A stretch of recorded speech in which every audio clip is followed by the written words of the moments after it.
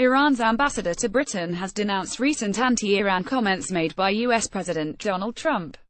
Trump's wrath against the IRGC Islamic Revolution Guard's corps cannot have any reason other than ISIS's back-to-back defeats by the IRGC in the region, said Hamid Berinejad in a post in his Instagram page. In a speech full of hatred and violence, Trump announced his new policy toward Iran. Berinejad, a former member of the Iranian nuclear negotiating team, further noted. Here are the highlights of what else he wrote on his Instagram page. Surprisingly enough, Trump termed the Iranian nation as a terrorist one and revealed his animosity toward Iran and its glorious history by distorting the name of the Persian Gulf and using the misnomer the Arabian Gulf instead, which even runs counter to the official position of the U.S. government and military. This is the first time the head of a foreign state has described a nation as terrorist.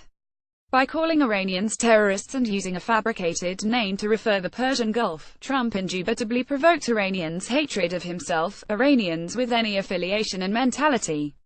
Moreover, Trump made the disgusting remarks at a time when his approval ratings have hit rock bottom in the 9 months he has been in office as president, making him the weakest U.S. president in the country's history. An overwhelming majority of the people, media outlets, politicians, intellectuals and even his closest European allies are among his most outspoken critics.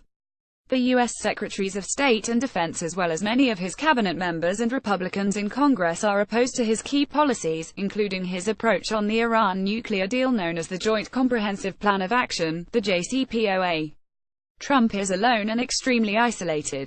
The United States' status in the region is the weakest it has ever been as the country is in a mode of retreat on all fronts.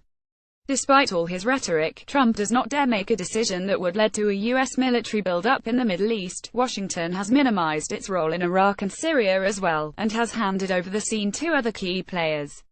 Despite Trump's rhetoric and sharp criticism of the Iran nuclear deal, he failed to put into effect his real intention, i.e., tear up and annul the JCPOA, and it was proven that the deal has a very robust foundation. As a result and contrary to his own previous policies, Trump called on Congress to reinforce the JCPOA taking into account the viewpoints of Washington's allies. Despite all the eloquence he tried to use in his statement, Trump failed to create the slightest rift between the Iranian government and nation. His stance will, incontrovertibly, make the Iranian government and nation more united in continuing to move on the path they have already set foot it.